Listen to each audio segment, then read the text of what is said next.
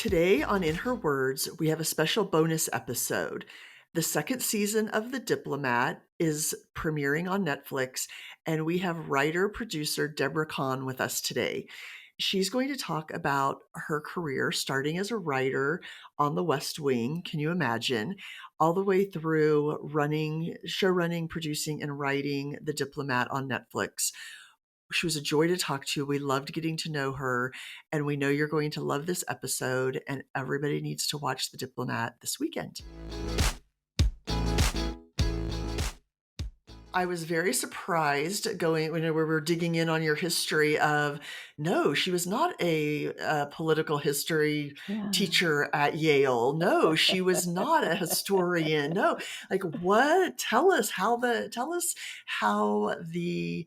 interest, I guess, first of all, but then just the amazing expertise in politics, how you got into that and how that became your space. Yeah, it's a little bit of a monkey with a typewriter thing. So I knew very little I knew almost nothing about politics or the world. I was sort of terrified to really focus on world affairs because both my parents were immigrants, and I was raised with the idea that they were coming for us any second. So the newspaper was a really stressful place to hang out.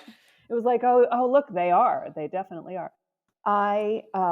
When I was in college, was in love with a man who went to Washington for the summer, and I could not stand to be away from him, and therefore I went to Washington for the summer, and I needed a job, and my sister had a friend who worked on Capitol Hill and helped me to get a job as an intern for my Congressman Ted Weiss. He was such an amazing person and figure, and I worked for him doing important legislative work like opening the mail and bringing his small grapefruit juice and dry whole wheat toast to him every morning from the cafeteria. And that was sort of what I knew about Washington. At one point, I wrote a speech that he didn't give. It was just entered right into the congressional record, but it was a very big deal for me. And then X years later, I found myself in Los Angeles, entry level, trying to get a job in Washington, Freud, in Los Angeles, and in television. And the West Wing was looking for female writers who had experience in Washington. I did not have a lot of experience in Washington, but my little sickle of experience in Washington put me at the center of the Venn diagram of there was nobody, literally no other female in Los Angeles at that time had even that, even the dry whole wheat toast experience. So that got me onto the West Wing, which put me in a state of absolute utter terror for a really long period of time. The room, the writers' room, they had hired a lot of young writers, what are called baby writers at that point. And you went around the table and it was like Yale, Harvard, and me. And I spent most of the first 6 months just trying not to vomit in the room. I was terrified that I would quickly be identified as the idiot at the party and sent away. But what that meant was I was so desperate to prove that there was some way that I could be useful to this team that anytime anybody said, we need somebody to, and before the sentence was over, I would just put my hand up. I would be like, I don't know what it is. There's no way I'm prepared for it.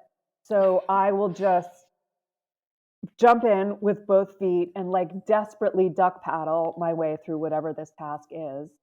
And it worked. It worked. It helped. Some of the tasks I was so completely unable to achieve, but I was working with this really great team of really great writers with a lot of political experience, and I would just go, at that time everybody had their own office, and in the office was a desk and a chair and a couch, and I would just go couch to couch, weeping and saying, how am I supposed to do this? I have absolutely no idea what I'm talking about. And they would help. So, working with an iconic talent like Allison Janney, this is your Yeah, I'm second working with time around Allison with her, Janney. Yeah. from The West Wing and now here, what was it like to collaborate with her? How did writing for her really, really shape your style? She's so fabulous. She is as fabulous as you think she is. Like, you meet sort of hero figures and you're like, oh no, what if they're just human? She's not. She's not just human. She is exactly what you think she is. She is so talented and good spirited and gracious and game and smart about what she's doing. Yeah, it's really fun. I sort of learned to write by writing for her. Mm, And when you do that, you learn to write for somebody who can do anything and all of it at the same time, which is turns out to be quite difficult and was not then replicated very often in my career, with at this point the notable exception of Keri Russell. So mhm. to be able to bring both of them together to work with each other and off each other was just like a dream. That's amazing. Was Aaron Sorkin in the room when you were there just starting out? He was. I started in season 4 of The West Wing, and Okay. I was there for 4, 5, 6, and 7. And season 4 was Aaron's last season there, so I had uh, a year working for him, and then 3 years working for John Wells, who took over the show after Okay. Aaron left. And I think the combination of the two was like an unparalleled education. I not had to, I got the pleasure of doing a Q&A with him, one time, and I've told Renee this story before. I've done Q&As with a zillion, celebrities, writers, whatever. I was never more nervous because I thought he's going to think I'm an imbecile with whatever words I choose to come out of my mouth. It was so much fun, and he was just, I mean, I this doesn't surprise anyone. He talked for the entire hour. I think I could ask 2 questions, but he was so nice and fun to talk to. Yeah. It was, yeah, it was, I can't even imagine being a baby writer and walking into a room and that be who you, not the team as a whole, but that being who you see. Yeah. That it was initially quite terrifying, but the thing is, and as I'm sure you experience, like, he's happy to talk about anything, like, he knows a Yeah. ton about politics and he watches a ton of news and is, obviously absurdly erudite, but he also, he likes talking about sports and he likes talking about the theater, and he and I just talked about the theater. That was something that we had in common, and we both kind of came up loving musical theater, and so he appreciated that and enjoyed that as much as he loved talking with Harvard, Harvard, Yale, Harvard, and Yale about politics. Really great fun. That's funny.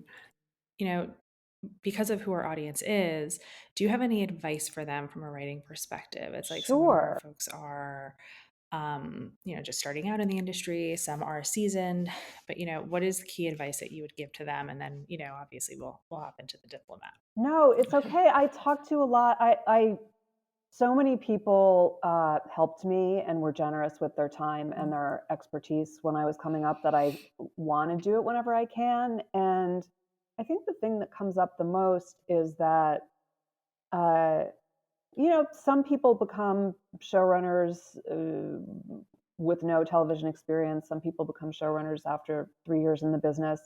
I was in the business for about 20 years before I became a showrunner for a bunch of different reasons. And, but, most of the work, like, every show has a bunch of writers on the staff. So most of the work that exists in the field is people working on somebody else's show. And Mm. somebody else's voice and somebody else's vision. And what that means is a good story, a great story will die for any number of reasons. There isn't time, you didn't pitch it right, you pitched it to somebody whose blood sugar was low, it was about swimming, and it turns out the actor doesn't swim. So many things. And so I think one of the things that was most useful for me was repetition and watching stories that I loved die in an instant, never to return, and then have to face the idea of, okay, now I have nothing. Like, now how am I supposed to tell this story? Now what is it? And getting a more kind of alacrity with I think that's not the right word, getting more facile with building a story from nothing again and again and again and again, and knowing that you can tell a story 1,000 different ways, and that there isn't really any primacy to the first one that you thought of. It's just the first one that you thought of.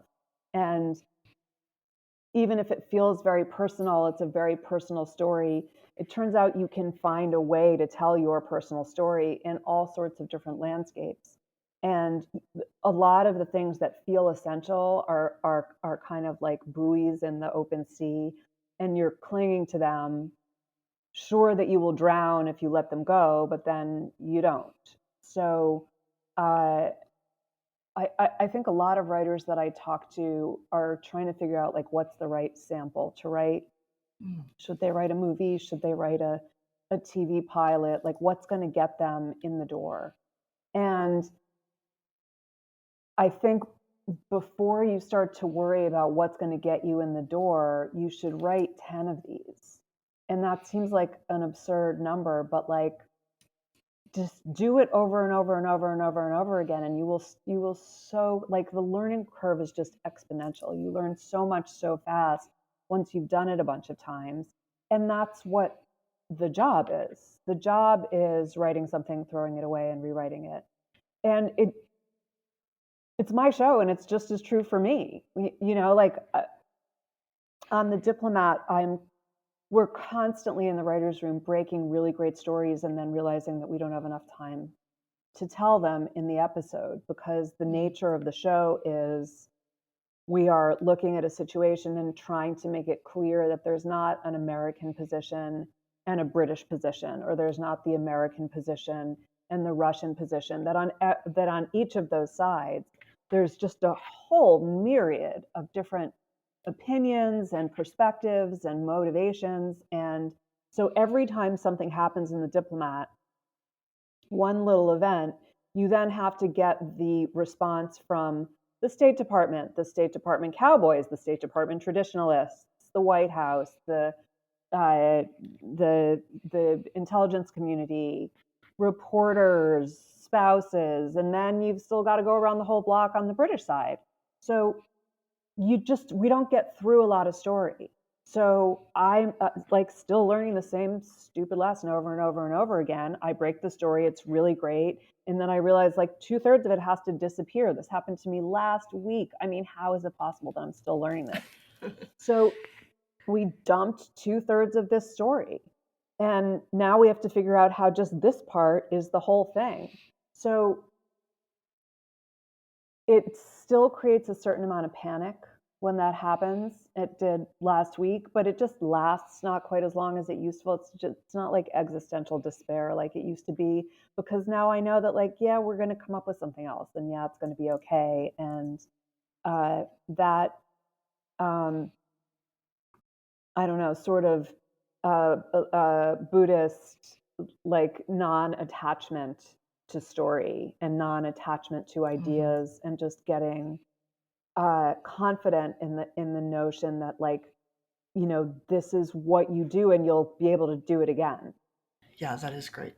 What challenges did you face writing such a packed third season? Did you find that, like, part of your second season is now your third season? Is it, in terms of how you wrote it? Because you'd mentioned in previous interviews that you've done that you fit season two was supposed to be part of season one. Are you finding that moving forward?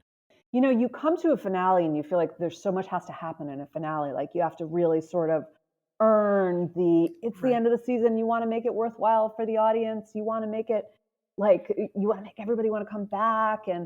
Uh, and then we just end up putting these massive movements in both kind of geopolitics and emotionally and what the characters are going through. And uh, I like minutia. I'm really into like little tiny things that happen in the corner on a boring day. I feel like worlds start and end in those sort of dusty corners. So I love to be able to kind of look at a big dramatic arc and say, there's so much in this fourth part over here, like this fourth part out of 18. Like, what if we just really sat in that? And it's fun to be able to do that.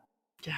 Do you find that your approach to content or a lot of the writing pieces that you're struggling with, do you think it's because you're going from a 22 episode season, when you're thinking about the West Wing, Grey's Anatomy, down to, 8, 10, a yeah. 6, 8, 10 episode season? Season 2 is 6 episodes, Oh. which people seem to think that like something went very wrong, and we did 6. It was actually I wanted to do 6. I had a story that felt like it would tell itself in 6 episodes, and it didn't feel like we had a lot of time. Mhm. That was before the entire industry shut down for half a year around 2 labor strikes, so we did have time. But actually, by the time we would have gotten back, we wouldn't have had time to film all this. No, there wasn't time. I don't know why it Mm. takes so long to do these. I look back at, I mean, there were seasons on Grey's Anatomy where we did 25 episodes. Yeah. I don't know what we're doing that takes so long. I think we're treating it more like a little movie. We're Mhm. filming They look like little much. movies. They're so beautiful. Thank you. I'm glad to hear that, because if we were spending all that time and couldn't really tell the difference, it would just be crushing. But it also, I have there are fewer of them, which means that I get to be involved with a lot of parts of the process that just wouldn't physically be possible on a 22 episode schedule, and so you know that takes more time. Mhm. Going back to your Renee's advice question, can you talk a little bit about wearing all the hats you're wearing now and, and moving into these different roles on the production and what is your, how did that happen for you? And then what is your advice for people to say, what if I just want to stay in the writer's room? Or what if I do want to direct or showrun or produce? How can you talk a little bit about how that happened to you, for you? Sure. So I married a guy who lived in New York when I lived in LA. And uh, I moved to New York because our life seemed like it would function better there. So at a certain point, I had to move to New York. And back then, this didn't form of interaction didn't exist. The idea of a video conference was something like you had to go to a special building and a special room to do it. And if you were going to be in the TV and film industry, you really had to live in LA. Um, I was very fortunate to be working for Shonda Rhimes at that time. And she said, well, let's see if you can work for us long distance. You can be part time. We'll see if we can find stuff for you to do. We had no idea if it would work. And it turned out that it did. It turned out there was enough writing and rewriting to do for that show that it was useful to kind of have somebody who was in a different time zone. They could reach the Mm. end of the day and realize that they were frustrated with something and just send it to me, and then I would work on it in the morning when I woke up and then send it back to them. And it was like the elves had come in the night and fixed the shoes. So, so I was working for them long distance for a long time and having kids and raising babies. And a lot of my cohort became showrunners a lot earlier because they were in LA. And if you're part time because you're a mom in LA, you still go into the office 4 days a week. Mhm. I was 4 days a week at home, in my sweatpants before the rest of the country discovered that that was a thing.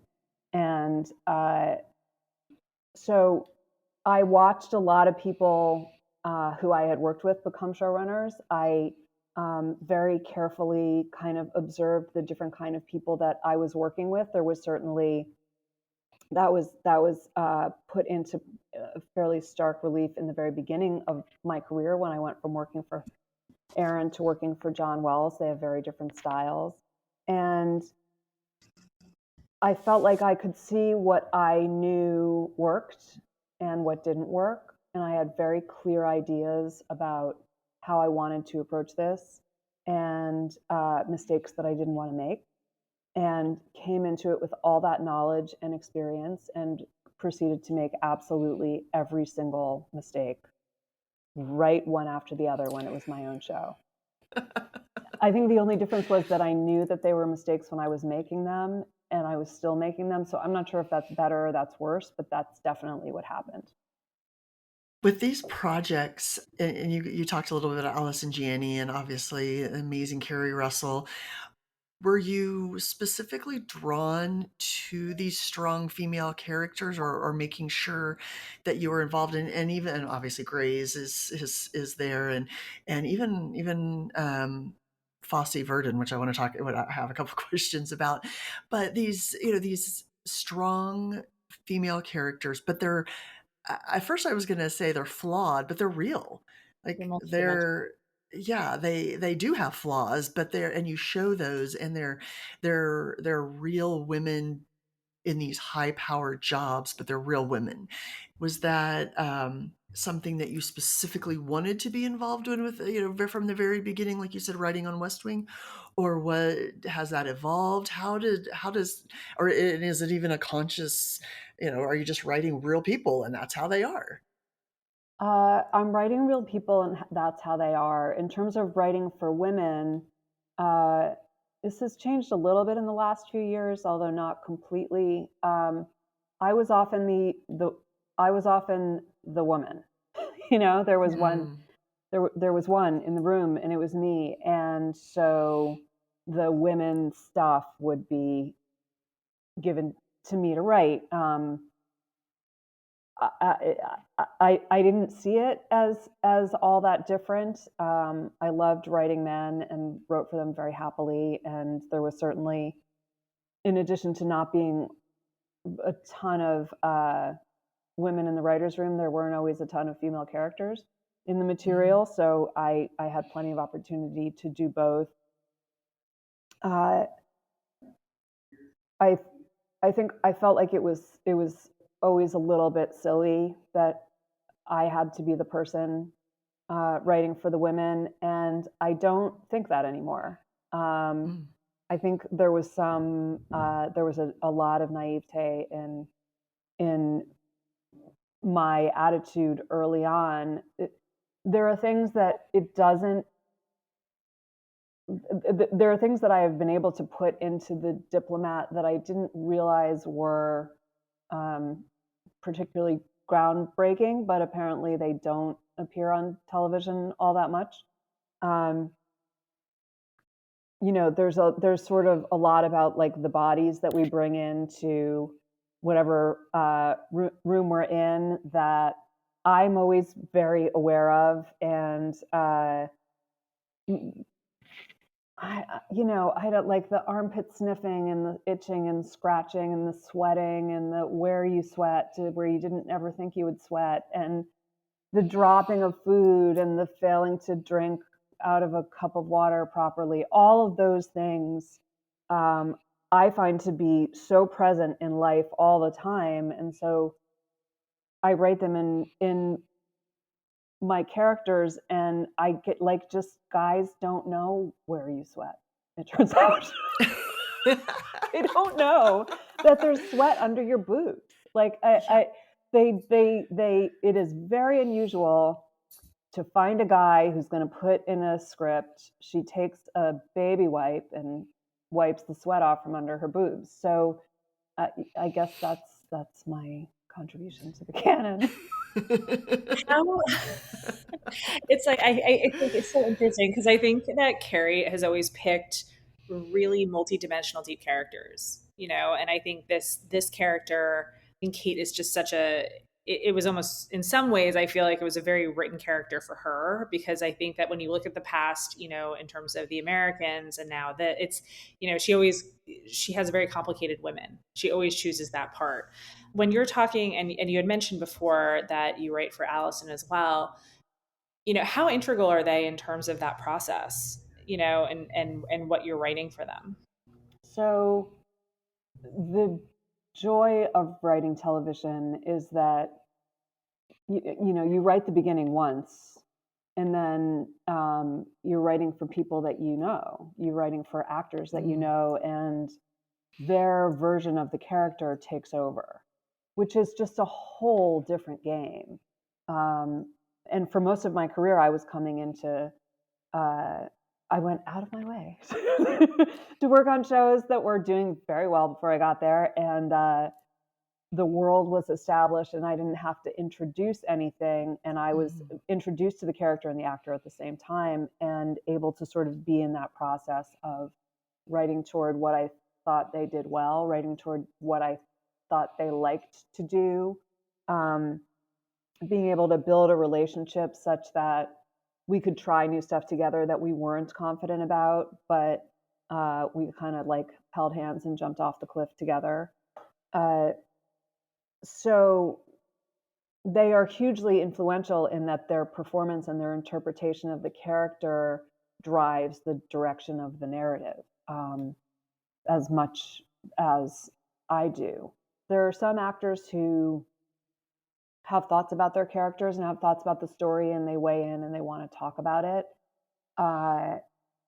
Allison and Keri don't really feel the need to do that. There will occasionally have a question about something that's happening in a scene, but they're not sort of sitting me down and telling me where they want the story to go. Yeah, the other question I had for you is, you've almost created multiple characters, and one of the central characters is the marriage Mm, of Kate and Hal. Like that's its own character yeah. within the show. Can you talk a little bit just about how you developed that, and what we can anticipate in season two? Because it's so mired, and it's so real and so authentic. Uh, well, I have a marriage, and so so you know, in certain ways, like my poor husband there's a sort of a cartoon version of him that exists in hell. But there was something that was very important to me coming into telling a story about a marriage, which is that I didn't want to tell a story about infidelity. I felt like uh, that had been done and done again and done again. And I also felt like, uh, my marriage is hard. My friends' marriages are hard. Some don't make it. And the very few of the people that I know are getting divorced because of infidelity, they're getting divorced because um, they can't stand each other, and they find each other's decisions to be enraging.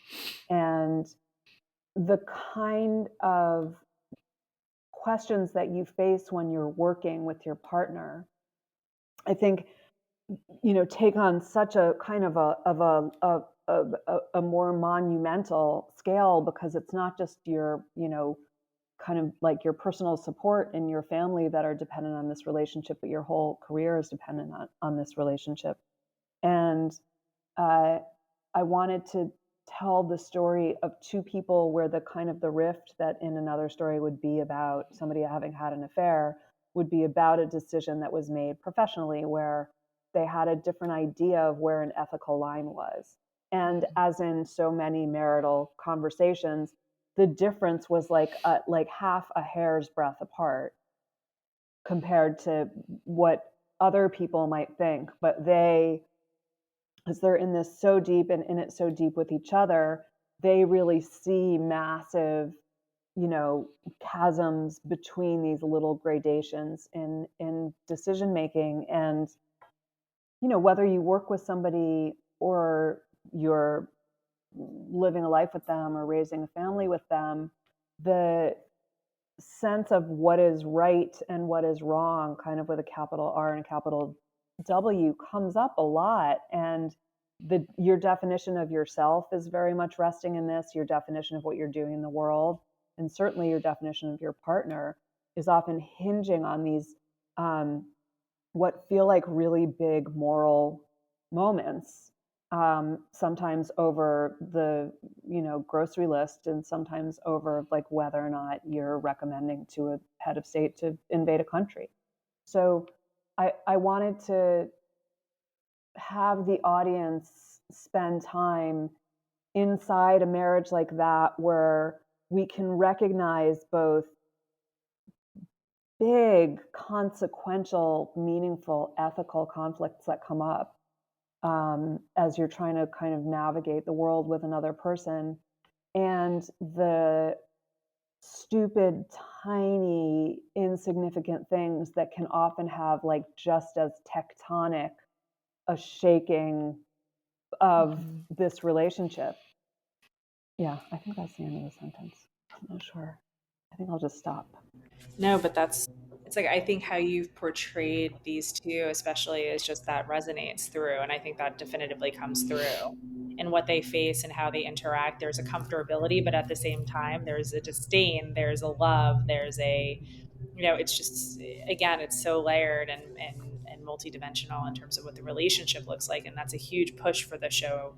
As you watch it, you're almost in anticipation what's going to happen next, right? Is Kate going to take a different path? Is, how it's like, I think, despite my huge crush on Rufus, like, I'm so jealous that you get to, As you should um, be. We all have that crush. He is that great in the world. It's like Allison. No, yeah, he's actually that great. I can only imagine. I think they both bring the characters to life in such a way. And I think that the other thing that I find so interesting too is, because I'm married to a Brit, or somebody who was raised in England, the difference between American and England is so relevant. Like, that's a character too, just Yeah. because I think so many people, I think, naively think the country's like all the manners, everything. It's just so translatable, and it's completely not. As somebody who has stepped in it with her in-laws so many times, Yeah. It was shocking. you We know, spent a couple years there filming, and boy, you don't know what you don't know. no, you don't. And it's so easy to step in it. Yeah. Yeah. Yeah. One of the things that was really satisfying is hearing from people who watch it that the marriage feels so familiar, and that it's so recognizable, and that the dynamic is recognizable, which is obviously the thing that we want it to be. We also have a lot of people come up and say, why does she stay with him? And then another person who will come up and say, why is she so impossible? We really have people who slot so completely into one side or the other side of the relationship that they really feel like there's a villain in the story, and they know what the villain's name is. Like, that is absolutely not how the thing is built. The thing is built to, as soon as you feel like you're relating to somebody and you sympathize with them, they make a mistake. Like, that's deliberate. Yeah. We don't want anybody to come off as the person who is right. And people are really identifying with one or the other side of this relationship, which is funny and gratifying. That's interesting. So this episode is going to drop on the same day as season 2. Is there, and you may have just answered with your last statement, is there anything that you want people, like, is there one thing you want people to walk away with this season? Are there more answers? Are there more questions? Is there something that you're hoping people will really walk away from this season, the point you guys wanted to get across? Yeah, there sort of is a point that we wanted to get across, which is that I don't really believe in writing villains of any kind. I think there's something inherently dangerous in the idea that we think about the world as a scary place because there are bad people in it. I think the world is a scary place because there are people who want very different things at the same time with limited resources all around. And, we have, there's some sort of magnetic pull towards saying, well, we're the good guys and those are the bad guys. Uh, we have a good country, and we have enemies who are out to get us, who don't believe in our way of life. We say it about other countries. We say it obviously about other political parties. And I think there's an easy out in that. I think there's an easy way to sort of dismiss our own responsibility for the situations that we're in. We're really looking to, in the storytelling in season 2, bring the audience to a point where whatever they think, whatever Kate thinks is bad, whoever she thinks is bad, we are eventually going to kind of learn a lot more about what that is, how it happened, how decisions were made, and ultimately us as an audience hopefully come to a place of like, terrible things happen, but if we were in the position that these people were in, we would have made the same decisions that they made. So I'm trying to figure out how to say this without dumping spoilers. Yeah, no spoilers. Oh, no spoilers. Anyhow, yeah, no, I think I said it. Yeah, we just want to get to a place where we understand that we came in thinking that the bad person did this, and then we come to understand the choices that they had available to them in the moment, and realize we would have made the same decision. And if we can forgive ourselves for making a decision whose outcome we didn't really like, then we need to be able to do that with other people. And we also need to be able to kind of move past the idea that they're bad. Getting along is just harder than we want it to be. I love that. No, I love that. I think that, asking people to keep their mind open as they clearly are making decisions, probably episode by episode. Well, Deborah, thank you so much for joining us today. I have one last question for you. Okay. What happened to the guy that you followed to Washington? Oh, we're still very good friends. Good. Yeah. Good. Yeah. We love a story that starts with love. Yeah. Yeah. We're rom-coms at heart. Absolutely. I think every story is a rom-com. There's always something underlying. Yeah. But it was so lovely to meet you. Oh my gosh, it was this was so much fun talking to both of you.